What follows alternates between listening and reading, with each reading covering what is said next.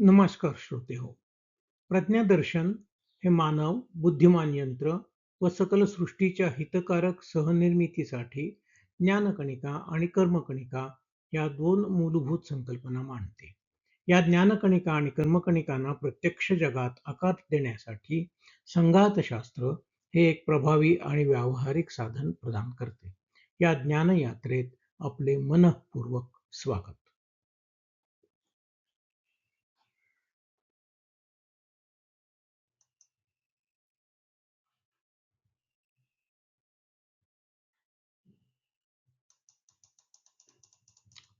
आज आपण भारतीय दर्शनातील एका मूलभूत प्रश्नाचा मागोवा घेणार आहोत.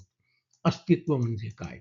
आपल्या भोवती असंख्य वस्तू आहेत, माणसे आहेत, प्राणी आहेत, वनस्पती आहेत, पदार्थ आहेत, विचार आहेत आणि चेतना आहे.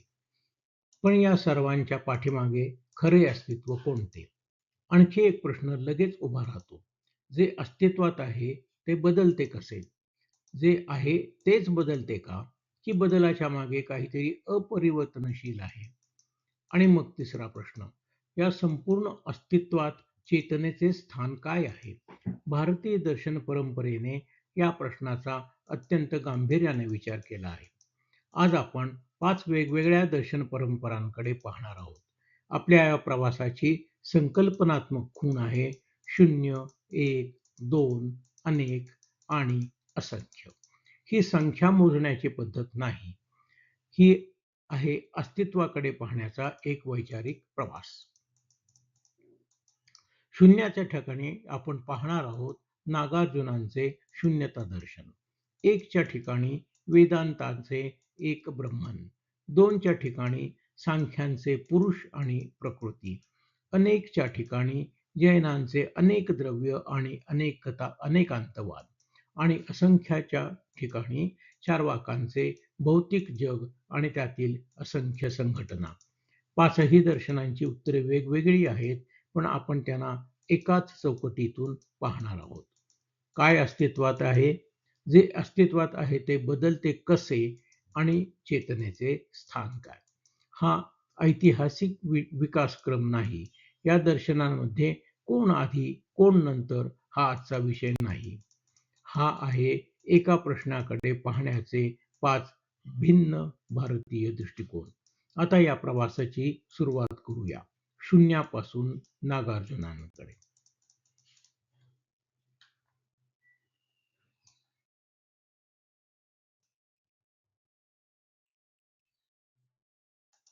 आपला पहिला टप्पा आहे शून्य आणि या टप्प्यावर आपण येतो नागार्जुनांकडे. बौद्ध माध्यमक दर्शन. नागार्जुनांसाठी शून्य म्हणजे काहीच अस्तित्वात नाही असा अर्थ नाही, तर प्रश्न आहे कशाचेही स्वतंत्र स्वतःचे असे अस्तित्व आहे का? उत्तर आहे नाही. यालाच म्हणतात स्वभावशून्यता. समजा एखादी वस्तू घ्या, उदाहरणार्थ एक मातीचे भांडे. भांडे स्वतंत्रपणे निर्माण झालेले नाही. त्यासाठी माती हवी, कुंभार हवा, चाक हवे, पाणी हवे, आकार देण्याची प्रक्रिया हवी. म्हणजेच भांड्याचे अस्तित्व कारणे, परिस्थिती आणि संबंधांवर अवलंबून आहे. आता या पुढच्या संकल्पनेकडे पाहूया. प्रतित्य समुत्पाद म्हणजेच परस्परावलंबी उदय. एक गोष्ट दुसऱ्याशी जोडलेली आहे. कारण बदलले, परिस्थिती बदलली तर परिणामही बदलतो. म्हणून जग हे स्थिर वस्तूंचे संग्रहालय नाही. ते आहे परस्परावलंबी प्रक्रियांचा अखंड प्रवाह. आता तिसरी संकल्पना अनात्म. आपण म्हणतो मी, पण हा मी नेमका कोण? शरीर बदलते, विचार बदलतात, भावना बदलतात, स्मृती बदलतात, अनुभव बदलतात. मग यामागे एक स्थिर शाश्वत आत्मा आहे का? नागार्जुनांच्या बौद्ध दृष्टिकोनातून असा स्वतंत्र आत्मा किंवा शाश्वत आत्मा नाही. म्हणून अनात्म. आता आपल्या 3 प्रश्नांकडे परत येऊया. काय अस्तित्वात आहे? स्वतंत्र स्वभावाची वस्तू नाही, परस्परावलंबी प्रक्रिया आहेत. जे आहे ते बदलते कसे? कारणे, परिस्थिती आणि संबंध यामधून. उदय आणि क्षय घडतो. आणि चेतनेचे स्थान काय? शाश्वत आत्मा नाही, चेतन अनुभवांचा एक प्रवाह आहे. म्हणून नागार्जुनांचा दृष्टिकोन आपल्याला एका अत्यंत मूलभूत धडा देतो. स्थिर वस्तू शोधण्यापेक्षा संबंध आणि प्रक्रिया पहा. आणखी एका अर्थाने अस्तित्वापेक्षा परस्परावलंबित्व अधिक मूलभूत आहे. आणि म्हणूनच शून्य म्हणजे नकार नाही, शून्य म्हणजे स्वतंत्र स्वभावाचा अभाव. नागार्जुन आपल्याला इथे थांबवत नाहीत. ते आपल्याला एका मध्यम मार्गाकडे घेऊन जातात. शाश्वत अस्तित्ववाद नाही आणि पूर्ण नास्तिकवादही नाही. ना स्थिर वस्तू, ना पूर्ण शून्य, परस्परावलंबी प्रवाह. आता ज्या अगदी शेवटच्या आणि वेगळ्या टोकाकडे वळूया. एक म्हणजेच वेदांताकडे.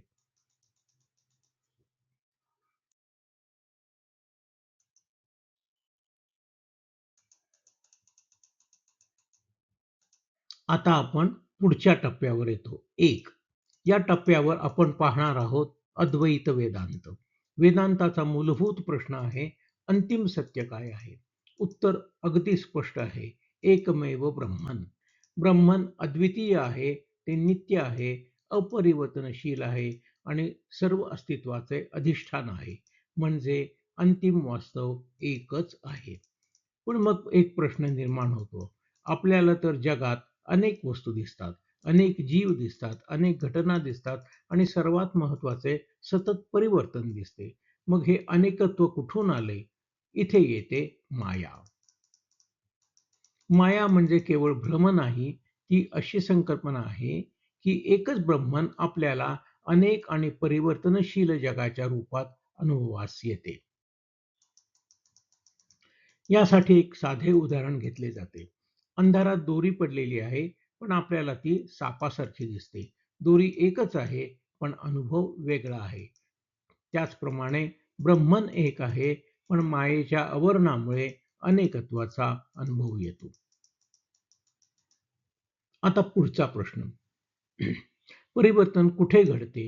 जन्म, मृत्यू, सुख, दुःख, उत्पत्ती, विनाश हे सर्व आपल्याला अनुभवास येते.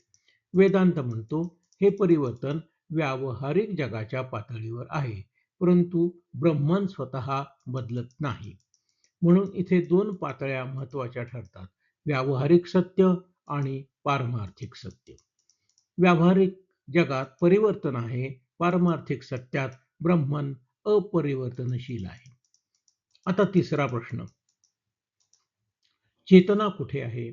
वेदांतासाठी चेतना ही एखाद्या भौतिक वस्तूची निर्मिती नाही. आत्मन आणि ब्रह्मन अंतिमतः एकच आहेत. म्हणून चेतना मूलभूत आहे, तीच ब्रह्मस्वरूप आहे. आता या संपूर्ण विचाराचे सार पाहूया. काय अस्तित्वात आहे? एकमेव ब्रह्मन. जे अस्तित्वात आहे ते बदलते कसे? व्यावहारिक अनुभवात परिवर्तन दिसते, मायेच्या माध्यमातून अनेकत्वाचा अनुभव येतो, पण ब्रह्मन स्वतः अपरिवर्तनशील आहे. आणि चेतना चेतना हीच अंतिम वास्तवाशी संबंधित आहे. आत्मन म्हणजेच ब्रह्मन. म्हणून अद्वैत आपल्याला एक अत्यंत वेगळी दृष्टी देते. वास्तव एक आहे, अनेकत्व अनुभवात आहे, परिवर्तन अनुभवात आहे आणि अंतिम सत्य मात्र अपरिवर्तनशील आहे. आता एक नवीन प्रश्न उभा राहतो. जर चेतना आणि परिवर्तनशील जग दोन्ही आपल्याला अनुभवास येत असतील, तर चेतना आणि प्रकृतीचे नाते काय? या प्रश्नाचे उत्तर शोधण्यासाठी आपण पुढे जाऊया. 2. सांख्यांकडे.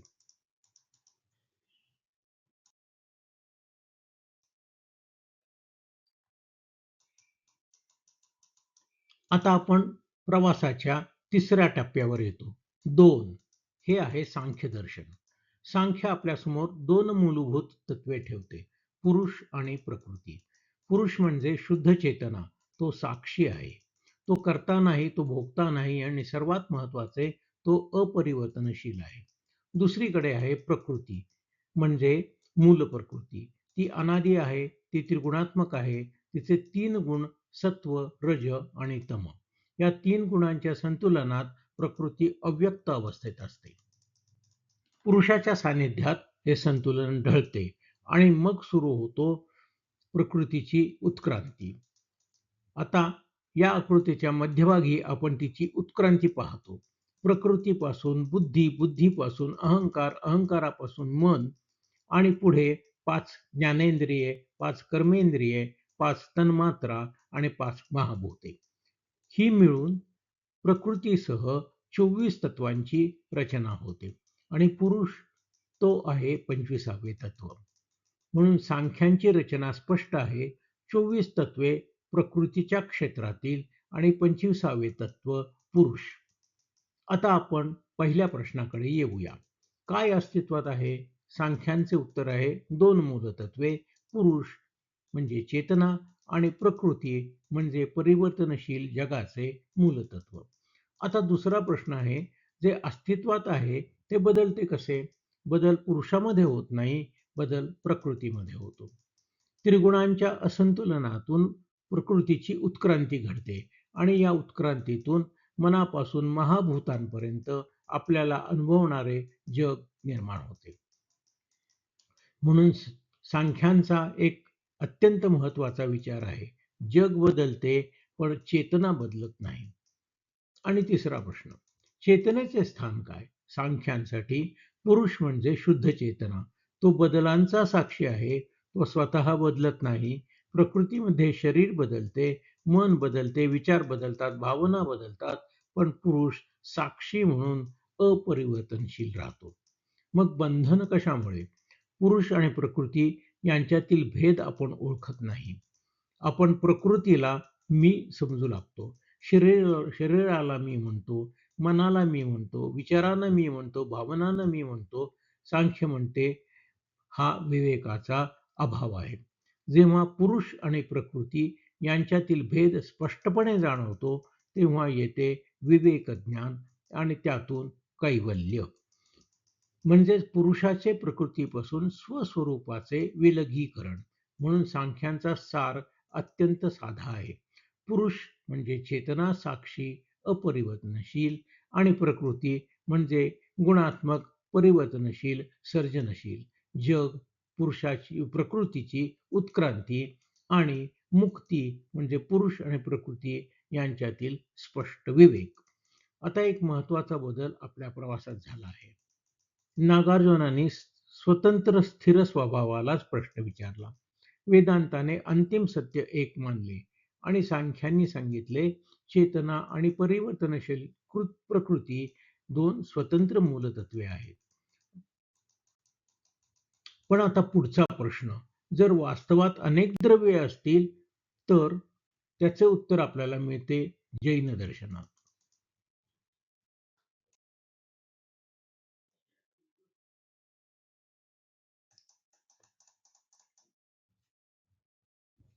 आता आपण प्रवासाच्या चौथ्या टप्प्यावर येतो, अनेक. इथे आपण येतो जैन दर्शनाकडे. जैन दर्शनाचे वैशिष्ट्य आहे अनेक द्रव्ये. वास्तव एकच नाही, 2च मूलतत्वांनीही ते संपत नाही. वास्तव अनेक द्रव्यांनी बनलेले आहे. या आकृतीत 6 द्रव्ये दाखवली आहेत. जीव, पुद्गल, धर्म, अधर्म, आकाश आणि काल. यातील एक महत्वाचा फरक लक्षात घ्या. जैन दर्शनात जीव चेतन आहे, तर पुद्गल भौतिक आहे.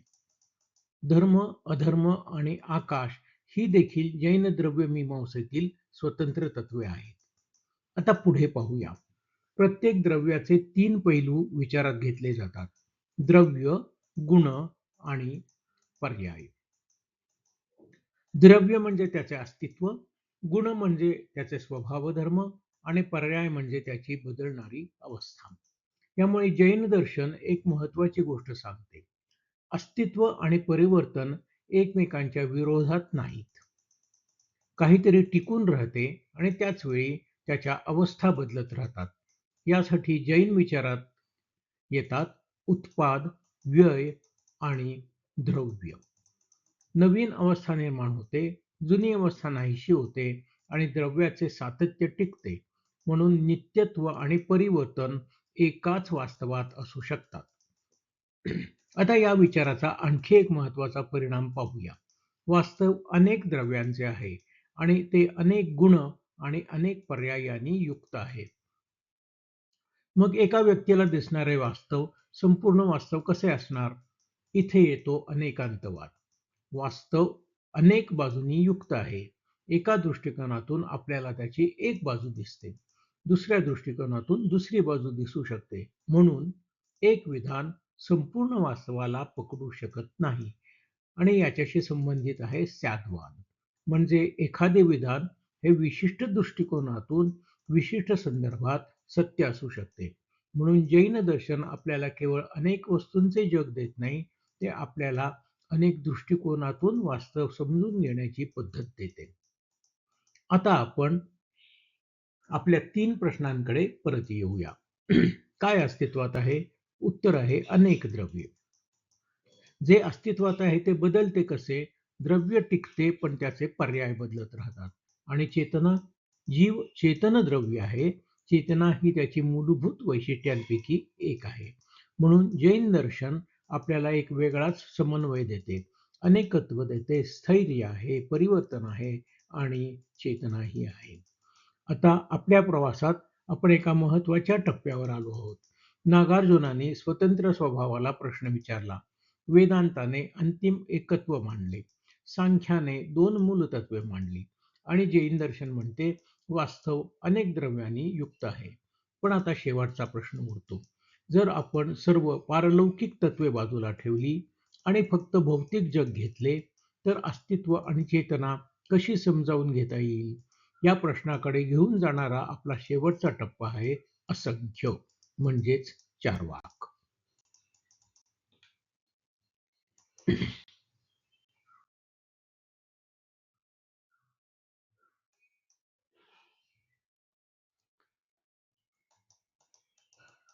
आता आपण आपल्या प्रवासाच्या शेवटच्या टप्प्यावर आलो आहोत. असंख्य. येथे आपण पाहणार आहोत चार्वाक दर्शन, लोकायत. चार्वाकांचा मूलभूत प्रश्न आहे, आपल्याला निश्चितपणे काय ज्ञात होऊ शकते? त्यांचे उत्तर आहे प्रत्यक्ष अनुभव. आपल्याला इंद्रियांना जे जाणवते तेच ज्ञानाचे सर्वात विश्वासार्ह प्रमाण. म्हणूनच चार्वाक प्रथम आपल्याला भौतिक जगाकडे घेऊन जातात. पृथ्वी, आप, तेज, वायू या भौतिक घटकांचे विविध संयोग होतात. त्यातून निर्माण होतात असंख्य वस्तू, असंख्य रूपे, असंख्य प्रक्रिया. म्हणूनच चार्वाकांच्या दृष्टिकोनात आपल्याला एखाद्या एकमेव आध्यात्मिक तत्वाची गरज नाही. भौतिक जगच पुरेसे आहे. आता आपण दुसऱ्या प्रश्नाकडे येऊया. जे अस्तित्वात आहे ते बदलते कसे? भौतिक घटकांचे संयोग आणि वियोग होत राहतात. संयोग बदलतो, संघटना बदलते आणि त्यातून नवीन रूपे निर्माण होतात. म्हणून परिवर्तनासाठी एखाद्या अदृश्य शक्तीची आवश्यकता नाही. कारण परिणामांच्या भौतिक प्रक्रियांमधून परिवर्तन घडते. आता येतो आपला सर्वात महत्वाचा प्रश्न, चेतना कुठून आली? चार्वाकांचे उत्तर येथे अत्यंत वेगळे आहे. चेतना स्वतंत्र आत्मतत्व नाही, ते देहापासून वेगळी नाही. विशिष्ट भौतिक संघटनेतून चेतना उद्भवते. म्हणजे भौतिक घटक स्वतः चेतन नसतील, पण त्यांनी विशिष्ट संघटना निर्माण केली की नवा गुण उद्भवू शकतो.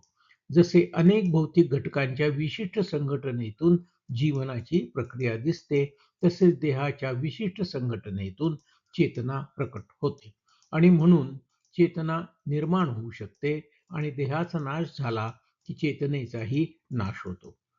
म्हणून चार्वाक शाश्वत आत्मा स्वीकारत नाही, परलोक नाही, पुनर्जन्म नाही, कर्म सिद्धांत नाही, मोक्ष नाही. हे सर्व स्वतंत्र पारलौकिक अस्तित्व न मानता भौतिक जगाचे स्पष्टीकरण करता येते. आता आपल्या 3 प्रश्नांकडे पुन्हा पाहूया. काय अस्तित्वात आहे? चार्वाकांचे उत्तर आहे भौतिक जग. जे आहे ते बदलते कसे? भौतिक घटकांच्या संयोग, वियोग आणि कारण परिणामातून. आणि चेतनेचे स्थान काय? चेतना देहधर्म आहे. भौतिक संघटनेतून उद्भवणारा गुण आहे. म्हणून चार्वाक आपल्या प्रवासाला एक पूर्णपणे भौतिक टोकावर आणून ठेवतो. नागार्जुनाने विचारले, स्वतंत्र अस्तित्व आहे का? वेदांताने सांगितले, अंतिम सत्य एक आहे. सांख्यांनी सांगितले पुरुष आणि प्रकृती दोन आहेत.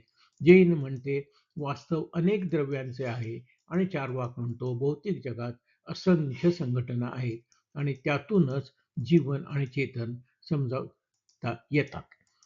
आता आपल्यासमोर पाच वेगवेगळ्या विश्वदृष्टी उभ्या आहेत. आता शेवटचा प्रश्न आहे, या पाचही दृष्टिकोनांची तुलना केली तर आपल्याला काय दिसते? ते आपण आता पुढील आणि अंतिम आकृतीत पाहूया.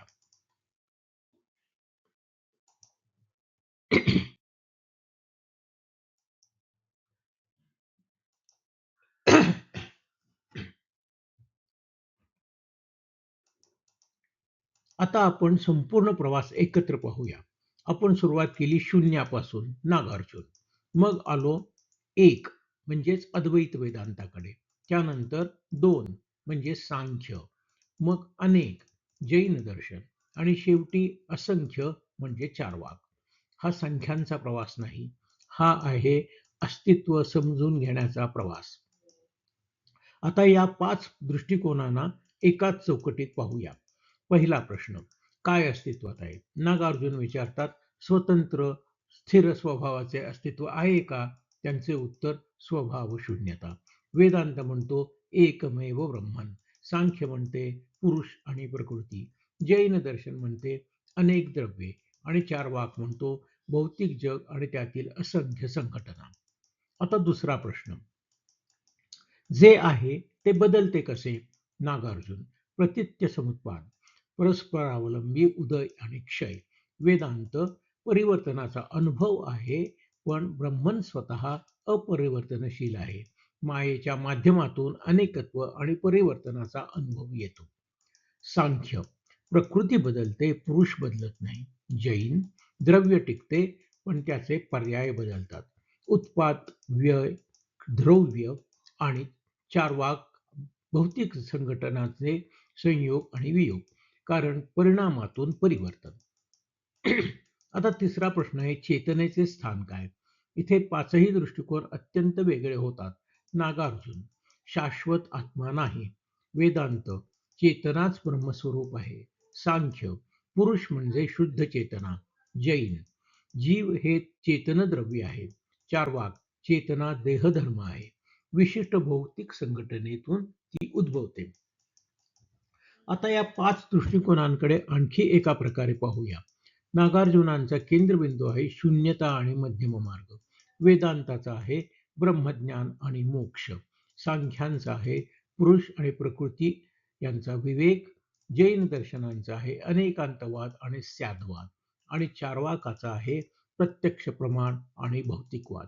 दृष्टी वेगवेगळी, शोध मात्र सत्याचा. आता एक गोष्ट विशेष लक्षात घ्या, या दर्शनांमध्ये मतभेद फार मोठे आहेत.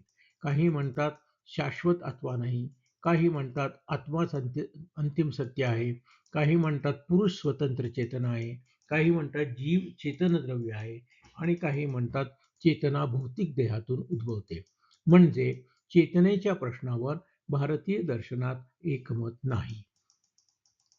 पण कदाचित हीच त्याची शक्ती आहे. एकाच प्रश्नाला अनेक उत्तरे आणि प्रत्येक उत्तरामागे एक सुसंगत विचार पद्धती. म्हणून भारतीय दर्शन म्हणजे एकच विचारधारा नाही, ते आहे विचारांचे एक विशाल विश्व. शून्यता, एकत्व, द्वैत, अनेकत्व आणि असंख्यत्व. पाच वेगवेगळे मार्ग, पण शोध अस्तित्वाचा आणि शेवटी सत्याचा. कदाचित म्हणूनच भारतीय दर्शनाचा अभ्यास आपल्याला एक महत्त्वाचा धडा देतो. वेगवेगळे दृष्टिकोन असणे म्हणजे सत्याचा त्याग करणे नव्हे. कधी-कधी वेगवेगळ्या दृष्टिकोनातून वास्तव अधिक स्पष्ट दिसते. आणि म्हणूनच आपला प्रवास शून्य, एक, दोन, अनेक, असंख्य इथे संपत नाही. तो पुन्हा एका प्रश्नाकडे परततो. खरे म्हणजे अस्तित्वात काय आहे? आणि त्यातूनच गूढ प्रश्न, हे अस्तित्व जगणारी चेतना स्वतः काय आहे? याच प्रश्नापासून पुढचा प्रवास सुरू होतो.